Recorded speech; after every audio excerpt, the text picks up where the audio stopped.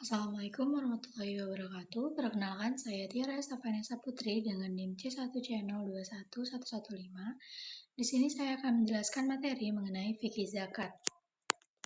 Yang pertama yaitu pengertian zakat.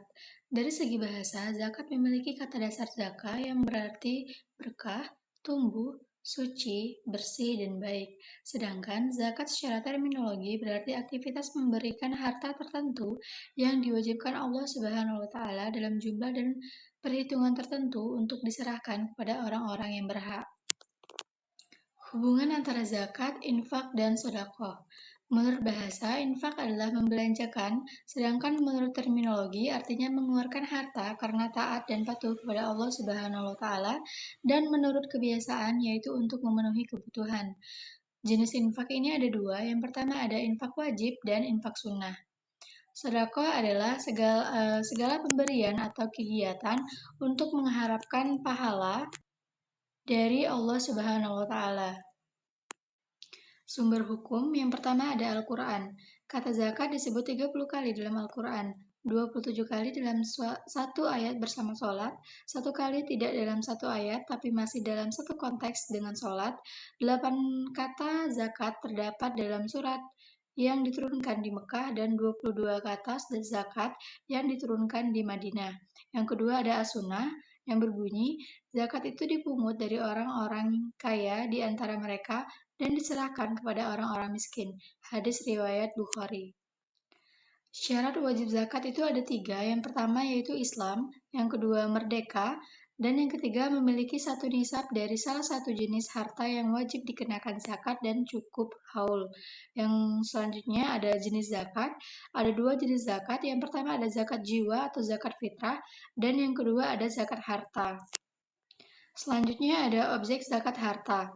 Yang pertama ada zakat binatang ternak atau zakat an'am, yang kedua zakat emas dan perak, 3 zakat pertanian atau zakat ziraah, yang keempat zakat barang temuan atau rikas dan barang tambang atau al-ma'adin serta hasil laut. Yang kelima ada zakat perdagangan atau tijarah, 6 zakat produksi hewani, 7 zakat investasi, 8 zakat profesi dan penghasilan, 9 zakat atas uang, dan yang ke-10 zakat perusahaan atau industri. Selanjutnya ada penerima zakat. Yang pertama ada fakir, yang kedua miskin, 3 pihak yang mengurus zakat atau amilin, 4 golongan mu'alaf, 5 orang yang belum merdeka atau rikab, yang ke-6 orang yang berutang atau gharimin, yang ke-7 orang yang berjuang di jalan Allah atau fisabilillah, dan yang ke-8 adalah orang yang melakukan perjalanan atau ibnu sabil. Untuk kategori orang-orang yang tidak boleh menerima zakat, yaitu yang pertama adalah orang kaya, yaitu orang yang berkecukupan atau mempunyai harta yang mencapai satu nisab. Yang kedua adalah orang yang kuat yang mampu berusaha untuk mencukupi kebutuhannya, dan jika penghasilannya tidak mencukupi, baru boleh mengambil zakat. Yang ketiga, orang kafir di bawah perlindungan negara Islam, kecuali jika diharapkan untuk masuk Islam.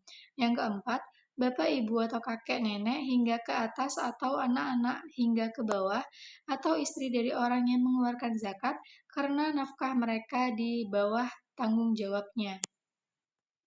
Selanjutnya ada hikmah zakat. Yang pertama menghindari kesenjangan sosial antara agnia atau si kaya dan duafa atau si miskin.